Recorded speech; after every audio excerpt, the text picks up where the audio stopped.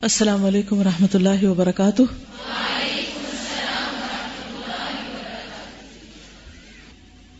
نحمده ونصلی علی رسوله الکریم، اما بعد فاعوذ باللہ من الشیطان الرجیم، بسم اللہ الرحمن الرحیم، رب اشرح لی صدری ویسر لی امری واحلل عقدۃ من لسانی یفقهوا قولی۔ فصل نمبر 102، محبت، علت فاعلی اور علت غائی۔ جی ہاں، علت کس کو کہتے ہیں؟ وجہ۔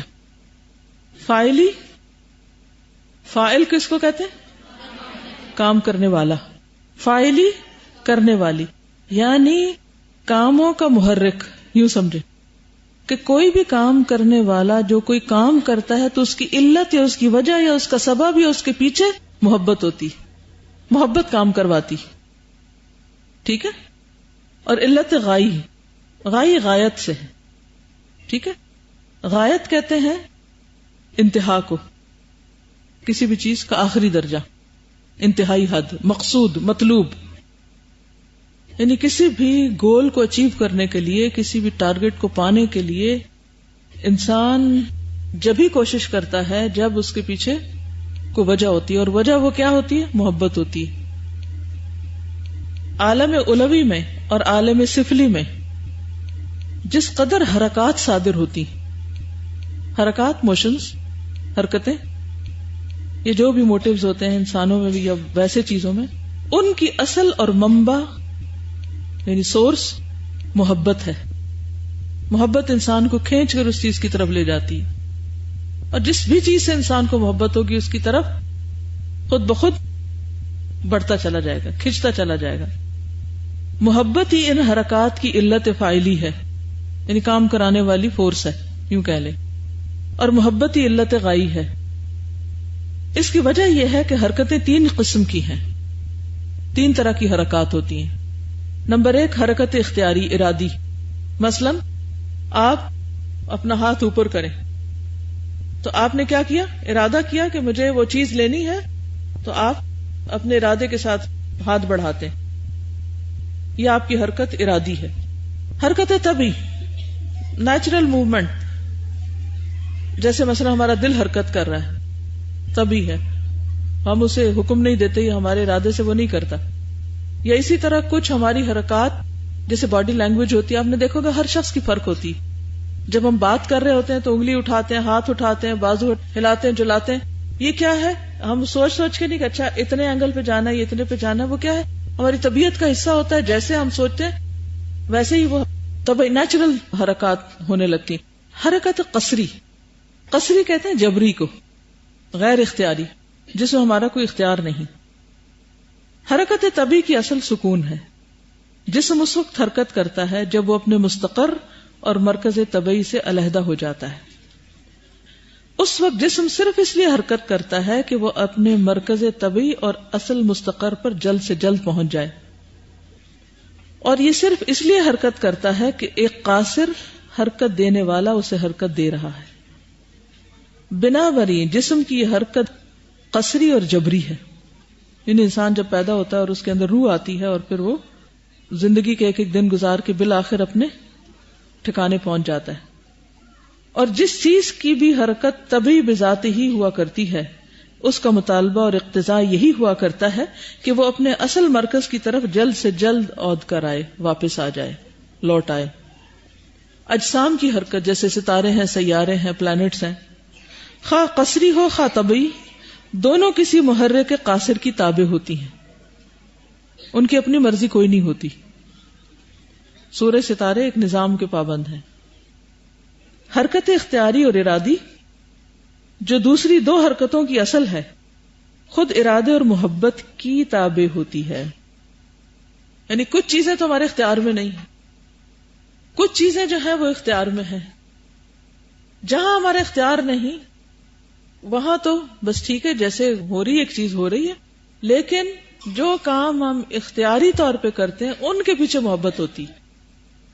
یعنی تین طرح کی حرکات میں سے کس حرکت کے پیچھے محبت ہوتی ہے؟ اختیاری کے پیچھے۔ بس ساری بات کا خلاصہ یہی ہے۔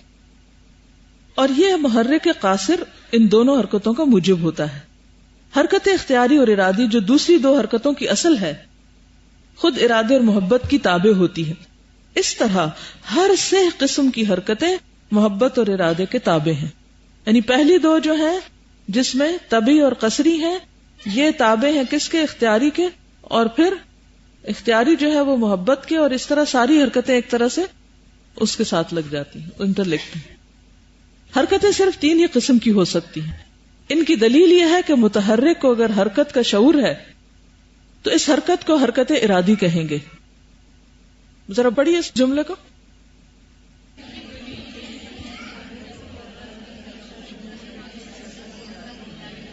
تو اگر آپ ارادے سے کوئی حرکت کر رہے ہیں تو اس کا مطلب ہے اس کے پیچھے آپ کا شعور کام کر رہا ہے, یعنی آپ کی ایک سوچ ہے.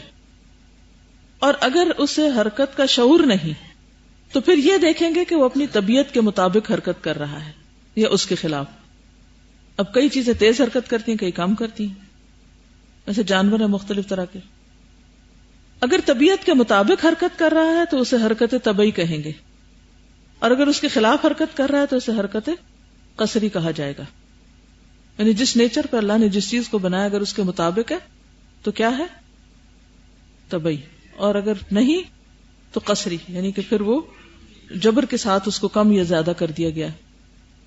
حرکت کی قسمیں معلوم ہونے کے بعد یہ سمجھ لیجئے کہ آسمان زمین اور آسمان و زمین کے اندر کی اشیاء میں جو بھی حرکت ہوگی, سوچئے چاہے وہ گیلیکسیز ہیں, چاہے وہ ایک سیل کی یا ایک ذرے کی موومنٹ ہے, ہر چیز حرکت میں ہے نا کہ نہیں؟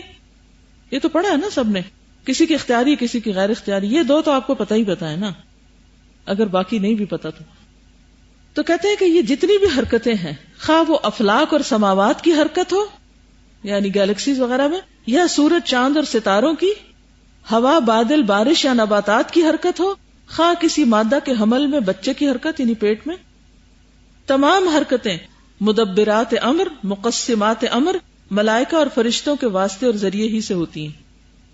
ٹھیک ہے, بادلوں کو جو چیزیں چلا رہی ہیں, روحیں نکال رہی ہیں, روح آتی ہے جسم میں, کس کے ساتھ کون لے کے آتا ہے؟ روح نکلتی ہے, کون لینے آتا ہے؟ ہر جگہ فرشتے ہیں. جب آپ بادلوں کو کسی خاص رخ پہ جاتے دیکھتے ہیں تو میں ہمیشہ سوچتی ہوں کہ یہ اللہ کے حکم سے جا رہے ہیں نا, فرشتے ان کو ادھر چلا رہے ہیں, وہ ان کے ڈرائیورز ہیں, ادھر لے کے جا رہے ہیں ان کو. ہم لاکھ جائیں ادھر آ جاؤ, ہماری نہیں کوئی سنے گا, ادھر ہی جائیں گے. اسی طرح اللہ تعالیٰ نے ہر چیز کو اینٹی کلاک وائز حرکت دی ہے تو کوئی اس کو واپس نہیں پھیر سکتا, کوئی دنیا کا قانون ادھر ہی چل رہا ہے. اور پھر ان چیزوں کے چلنے میں فرشتے جو ہیں وہ اپنے اپنے کام ملے.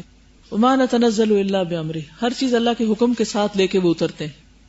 یعنی فرشتے جو ہیں اپنی مرضی نہیں کرتے, جو اللہ تعالیٰ حکم دیتا ہے اس کے مطابق آتے ہیں اور وہ کام کرتے ہیں.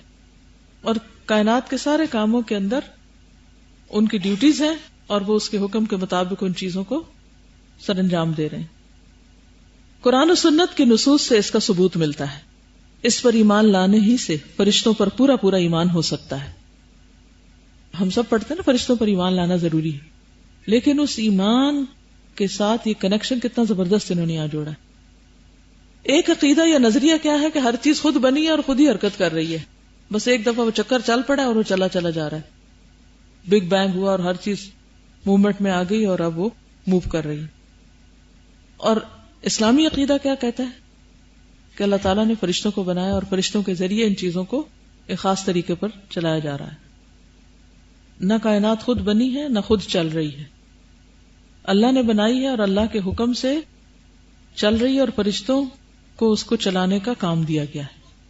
اس کے پیچھے بھی ایک حکمت ہے. اللہ چاہتا تو کن کہہ کے خود ہی سب کچھ کر دیتا, لیکن ان کی اطاعت کو ہمارے لیے ایک مثال بھی بنایا گیا. خدائے قدوس نے رحم سے مراد ووم, بارش, بادل, نباتات, ہوا اور آسمان و زمین, سورج, چاند اور نجوم پر فرشتے مقرر کر رکھے ہیں. پھر ہر انسان کے لیے اللہ نے 4 فرشتے مقرر کر دیے ہیں. دائیں بائیں کرامن کاتبین مقرر ہیں, آگے پیچھے محافظ فرشتے مقرر کر دیے ہیں.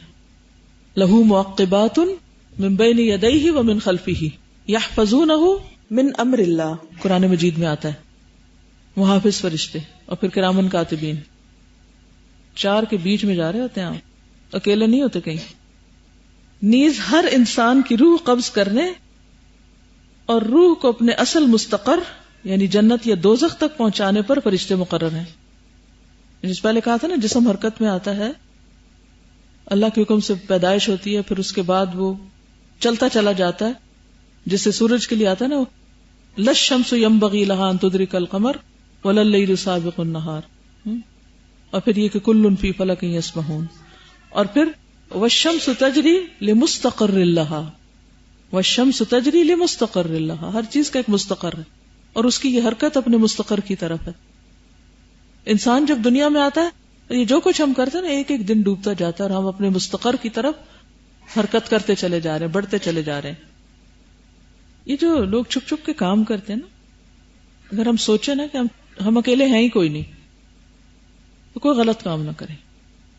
ہم دیکھیں اچھا لوگ تو کوئی نہیں دیکھ رہے، لیکن ایک ادھر دائیں دیکھ رہا ہے، ایک بائیں دیکھ رہا ہے، ایک آگے ایک پیچھے ہے. کہاں سے اکیلے ہیں؟ کس کو دھوکہ دیں گے؟ انہوں نے اٹھ کے گواہی دینی ہے قیامت کے دن. بالکل وہ بھی بے وفا ہے.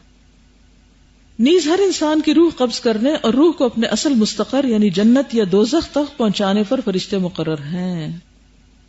قبر کے امتحان، سوال و جواب، قبر کے عذاب اور قبر کی نعمتوں اور راحتوں کے لیے فرشتے مامور ہیں. ایسے فرشتے بھی مقرر کر دیے ہیں کہ حشر کے دن جب بنی آدم اپنی قبروں سے اٹھے تو انہیں ہنکا کر میدان حشر میں لے جائیں اور حساب کتاب کے بعد جہنم کے حقداروں کو جہنم میں لے جائیں اور عذاب کے شکنجوں میں کسیں، جنت کے حقداروں کو جنت میں لے جائیں اور اللہ کے عطیات اور انعامات ان تک پہنچا دیں. پہاڑوں پر فرشتے معمور کر دیے گئے ہیں. یاد ہے جب حضور صلی اللہ علیہ وسلم کو طائف کے سفر میں تکلیف دی گئی تھی تو جبریل آئے تھے اور انہوں نے کہا تھا کہ اگر آپ اجازت دیں تو میں پہاڑوں کے فرشتوں کو حکم دیتا ہوں اور وہ پہاڑوں کو ٹکرا دیں باہم اور یہ بستی میں پس کے رہ جائیں یہ لوگ. پہاڑوں پر فرشتے معمور کر دیے گئے کہ انہیں مضبوطی سے تھامے رہیں. بادلوں پر فرشتے معمور فرمائیں کہ وہ بادلوں کو حکم الہی کے مطابق چلاتے رہیں. برسات پر فرشتے معمور فرما دیے کہ امر الہی کے مطابق قدر معلوم کے موافق خدا کی مشیت کے تحت پانی برسائیں. یعنی بارش بھی پورے اندازے کے ساتھ ہونا، کم نہ زیادہ. جنت اور جنت کے باغوں پر فرشتے معمور کر دیے کہ وہ جنت میں عمدہ اور خوبصورت درخت لگائیں، وہاں کے گارڈنرز ہیں. فرش و فروش، لباس اور کپڑے تیار کریں اور جنت کو بھی آراستہ کرتے رہیں. جنت میں ہمہ قسم کی آسائشوں کا انتظام کرتے رہیں. اور اسی طرح جہنم پر بھی اللہ نے فرشتے معمور کر دیے. داروغہ کون ہے جہنم کا؟ مالک. غرض فرشتے خدا قدوس کا لشکر اور اس کے نظام کو چلانے والے کارکن ہیں.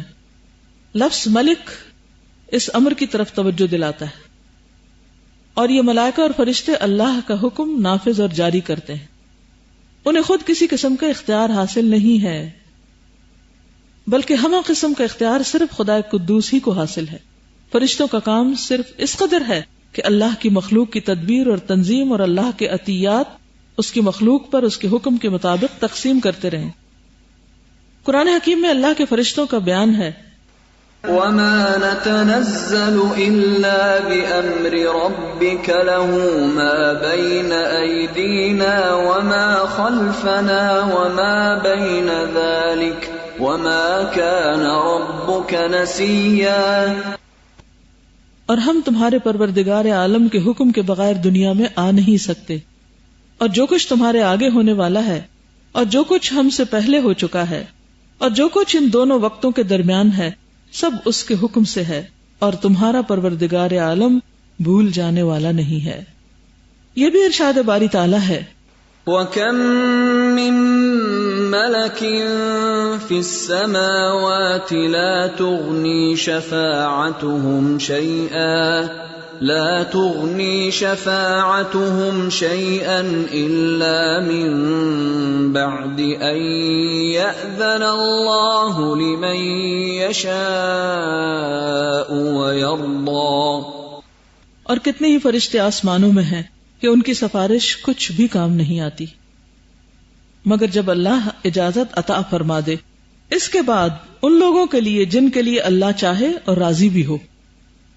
اللہ تعالیٰ نے کچھ ایسے فرشتوں کی قسم بھی کھائی ہے جو مخلوق میں امر الہی اور نظام خداوندی کو جاری اور نافذ کرتے ہیں، جیسا کہ ارشاد ہے والصافات صفا فالزاجرات زجرا فالتاليات ذکرا.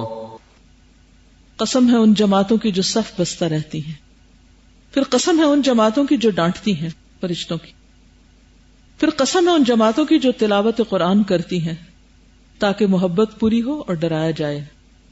والمرسلات عرفا فالعاصفات عصفا والناشرات نشرا فالفارقات فرقا فالملقيات ذکرا عذرا او نذرا.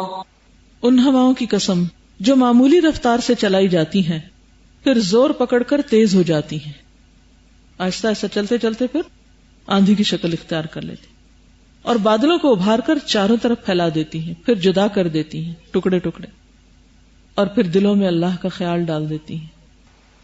والنازعات غرقا والناشطات نشطا والسابحات سبحا فالسابقات سبقا فالمدبرات امرا.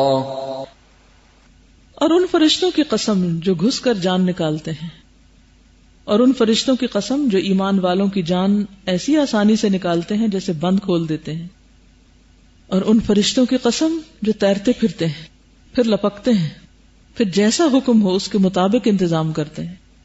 ان قسموں کی حقیقت، معنی، اسرار اور راز ہم نے اپنی کتاب اقسام القرآن کے اندر پوری تفصیل اور وضاحت سے بیان کر دیے ہیں. اس حقیقت کے ذہن نشین ہونے کے بعد یہ بات بآسانی سمجھ آ جائے گی کہ یہ تمام تر محبتیں، حرکتیں، ارادے، افعال اور اعمال رب الارض و رب السماوات کی عبادتیں ہی ہیں. طبعی اور قصری حرکتیں اس محبت کے تابع ہیں. محبت اگر نہ ہو تو افلاک سماوات کا دور کسی طرح نہیں چل سکتا. محبت کے بغیر ستارے سیارے حرکت نہیں کر سکتے. یہ سب اپنے رب سے، اپنے خالق سے محبت کرتے ہیں. نہ حرکت دینے والی ہوائیں حرکت کر سکتی ہیں، نہ یہ باران رحمت کے اٹھانے والے بادل حرکت کر سکتے ہیں، نہ شکم مادر کے اندر بچے حرکت کر سکتے ہیں، نہ دانے زمین کو پھاڑ کر اگ سکتے ہیں، نہ دریاؤں اور سمندروں میں جہازوں کو چلانے والی موجیں اٹھ سکتی ہیں، نہ عطیات خداوندی کی تقسیم کرنے والے فرشتے اور دنیا کی تدبیر اور تنظیم پر مامور فرشتے اس کے بغیر حرکت کر سکتے ہیں. نہ آسمان و زمین اور زمین کی مخلوق حرکت کر سکتی ہے، نہ وہ اپنے خالق و فاتر کی تسبیح اور تحلیل کر سکتے ہیں.